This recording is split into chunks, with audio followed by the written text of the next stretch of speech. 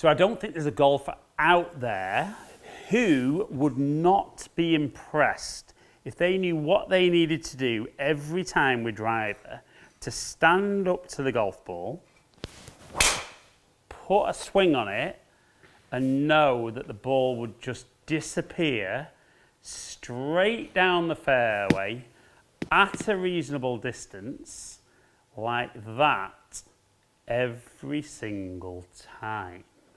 So I know what you're thinking, it can't be that easy, can it? Because when you watch most golfers hit driver, even though they've watched everything about setting up, what you tend to see with most golfers is that horrible one that sets off, curves out to the right, and ends up in all kinds of trouble.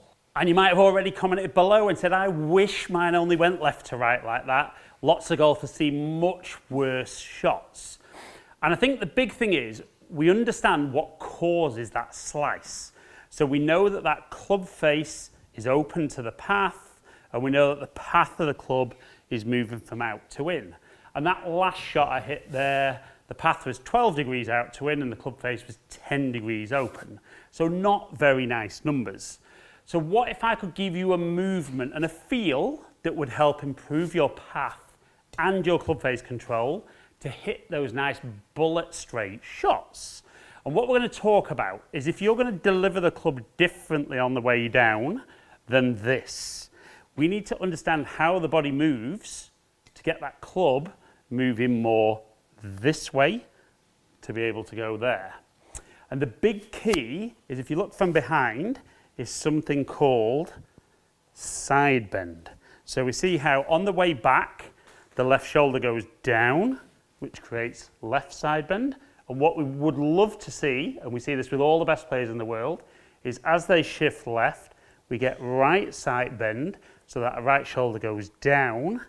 And as that shoulder goes down, the club drops behind. But unfortunately with most golfers, we see a little bit of side bend on the way back, but then no side bend on the way through, and that's a huge issue. So what we want you to really focus on, you can focus on this side, but once you get to the top, trying to feel that that right shoulder goes down and that elbow goes towards the side to get the club delivered very differently. And it's amazing how good golfers are at releasing the club better once we get that movement. So have a couple of practice swings. If you're somebody that slices the golf ball, you definitely want those practice swings, like I said. Back as normal, right shoulder down, elbow into the side, and you can see there, that's the old movement, that's the new movement, swinging the club very, very differently. So do 2 or 3 practice swings. And as ever with no golf ball, it's always incredibly simple to make that change. But now what we want to feel is when the ball's there, I don't care where it goes to begin with, give up that control and really focus on making a good movement. So get to the top, right shoulder and elbow down, then you can swing through. So as you get that feeling, try and do it when the ball's there. And straight away, very, very different. It was a little bit out the toe, but we can see much more accurate. I'm going to say the draw was more down to the strike, but all of a sudden we're on the short stuff and we're in play. And we can see there, TrackMan's numbers, my path, it's showing as 1 degree out to in, and the club face is showing 4 degrees open. Now that's more down to strike. And just so you understand, it isn't important that you think about this, but just so you understand why the path was still 1 degree out to in, was 11 degrees better, is as I get my low point behind the golf ball, the club's moving up, and as the club moves up, it's moving more left, which would be out to in. But you can see there, if you're somebody who slices it, that tee shot there is a completely different tee shot. And yes, guys say, well, it's a very different golf swing. It's a quite simple movement to feel. Get to the top, right shoulder, right elbow, down. We can see what that's going to do to that club again. From there, elbow and shoulder down, more right side bend, and then swing through. So we're excited, aren't we? First swing and we've hit a target. So let's go again, aim nice and straight, focus on that movement. And it can start to feel like you're just shelling peas. You can stand up there, put simple swings on it. There's still plenty of club head speed in there, so the ball's getting out distance-wise.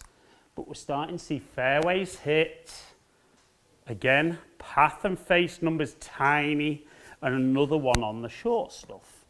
Now it's funny actually, as I'm doing this video and I hit a few looseners, I maybe feel I need a little bit or maybe a lot of this in my driving, because those last few there have felt very in control, even though I'm not trying to hit certain positions.